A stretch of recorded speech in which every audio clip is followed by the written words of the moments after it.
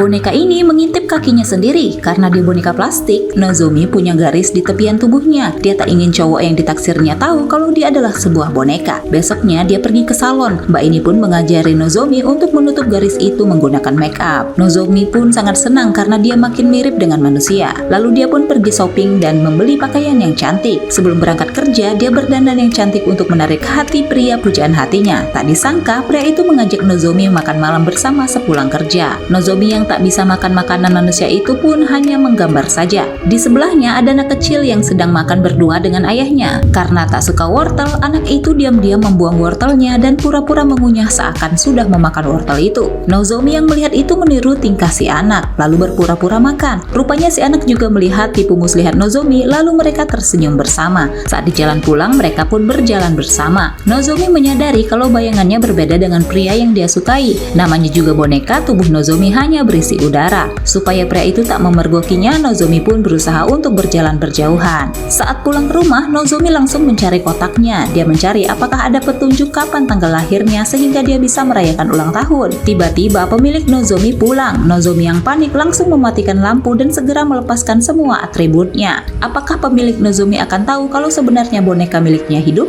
Pria ini mengajak boneka untuk ngobrol dan makan malam. Bahkan dia mengajaknya kencan keluar rumah. Dia menganggap boneka itu sebagai pacar yang sangat dia sayangi. Tapi yang tak dia tahu kalau boneka itu sebenarnya hidup. Boneka itu sangat membencinya hingga ingin lari saja. Saat malam hari, boneka itu akan menyingkirkan tangan Hideo lalu pergi diam-diam. Boneka itu akan mandi membersihkan diri. Dia tak tahan lagi ingin melarikan diri. Ia pun sembunyi di dalam lemari. Tak disangka suatu hari Hideo mampir ke tempat kerja Nozomi. Nozomi kaget melihatnya dan selalu mengalihkan pandangan. Untunglah Hideo tak begitu memperhatikan sehingga dia tak mengenali Nozomi. Malam harinya Nozomi kembali sembunyi dalam lemari. Dia mendengar kalau Hideo sedang merayakan ulang tahun seseorang. Nozomi jadi bingung karena dia tahu Hideo tak punya teman ataupun keluarga. Saat Hideo pergi ke kamar mandi, Nozomi keluar dari persembunyiannya. Dia naik ke kamar dan terkejut melihat ada boneka lain yang sedang terbaring di tempat tidur, tempat di mana Nozomi biasanya berada. Ia memandangi boneka itu. Tak disangka Hideo sudah berpaling hati ke bonekanya yang baru. Hideo naik kembali ke kamar. Dia langsung terkejut melihat Nozomi berdiri di sana. Ia tak menyangka boneka itu hidup. Nozomi tiba-tiba merasa cemburu kenapa Hideo membelikan boneka barunya itu kue. Hideo jadi ngeles dan bilang dia juga membelikan Nozomi kue saat membelinya dulu. Hideo akan menunjukkan buktinya karena dia dulu memfoto momen itu. Nozomi pun bilang kalau dia sekarang memiliki hati dan hidup seperti manusia. Hideo malah meminta Nozomi untuk kembali saja seperti semula, menjadi boneka yang hanya diam saja. Mendengar itu, Nozomi marah dan pergi dari rumah. Bagaimana kelanjutannya?